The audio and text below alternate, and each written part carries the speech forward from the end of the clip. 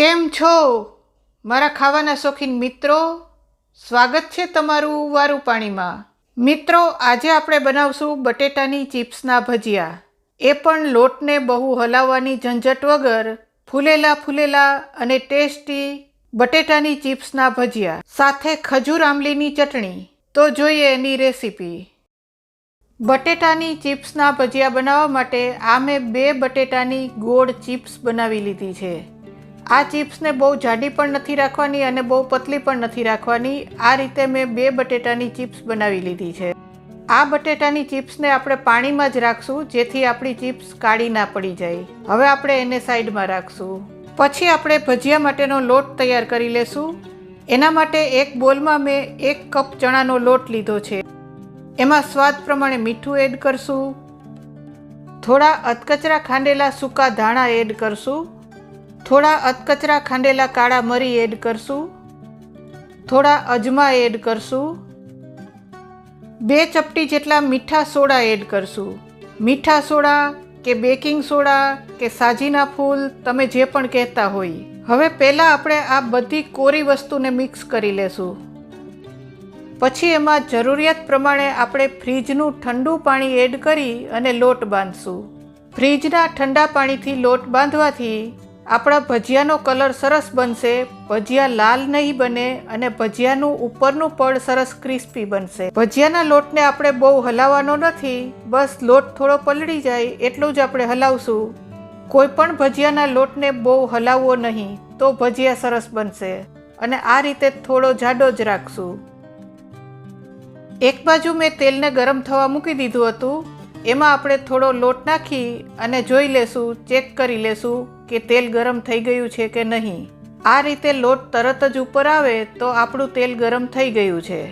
હવે આને આપણે કાઢી લેશું અને ગેસની ફ્લેમ ધીમી કરી નાખશું. જ્યારે કોઈ પણ ભજીયા તમે તેલમાં મૂકવાની શરૂઆત કરો ત્યારે ગેસની ફ્લેમ સાવ ધીમી કરી નાખવી અને પછી ભજીયા મૂકવાની શરૂઆત કરવી. થોડી બટેટાની ચિપ્સ લઈ અને મેં આ રીતે લોટમાં મૂકી દીધી છે અને લોટમાં આપણે ભજીયાની ચિપ્સને આ રીતે ડીપ કરી ફરતી બાજુ કોટિંગ થઈ જાય એટલે આ રીતે તેલમાં મૂકતા જવાના છે. કડાઈમાં જેટલા સમય એટલા ભજીયા આપણે મૂકી દેશું. મિત્રો, આવી જ નવી નવી રેસીપી જોવા માટે મારી ચેનલને સબસ્ક્રાઈબ કરો, લાઈક કરો, શેર કરો, કોમેન્ટ કરો. બધા ભજીયા તેલમાં મુકાઈ ગયા પછી ગેસની ફ્લેમ થોડી વધારશું અને મીડિયમ કરશું. બહુ ફૂલ ગેસે ભજીયા તળવા નહીં, મીડિયમ ગેસે જ આપણે ભજીયાને તળશું. બહુ ફૂલ ગેસે ભજીયા તળશો તો ભજીયા લાલ થઈ જશે અને અંદરથી કાચા રહેશે. થોડી વાર પછી આપણે એને પલટાવશું અને બીજી સાઈડ પણ થોડી વાર માટે પાકવા દેશું. 5 થી 7 મિનિટમાં જ આપણા ભજીયા પાકી જશે. હવે આપણે એને કાઢી લેશું. બન્યા છે ને મસ્ત?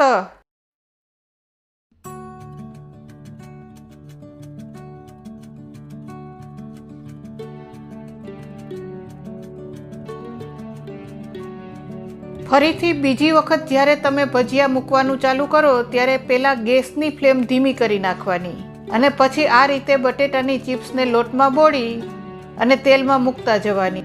કડાઈમાં સમાય એટલા ભજીયા આપણે મૂકી દેશું. મિત્રો, હજી સુધી મારી ચેનલને સબસ્ક્રાઈબ નથી કરી તો ફટાફટ સબસ્ક્રાઈબ કરો.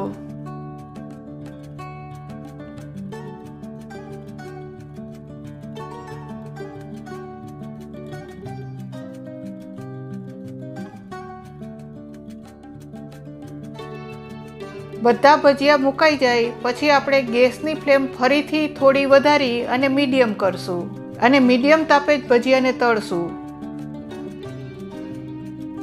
થોડી વાર પછી આપણે એને પલટાવી લેશું અને બીજી સાઈડ પણ થોડી વાર માટે પાકવા દેશું.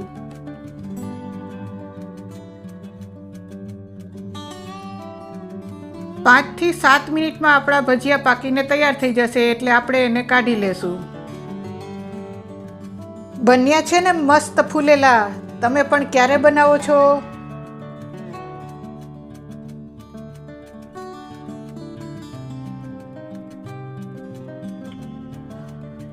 તો તૈયાર છે આપણા ખૂબ જ ટેસ્ટી ફૂલેલા બટેટાની ચિપ્સના ભજીયા.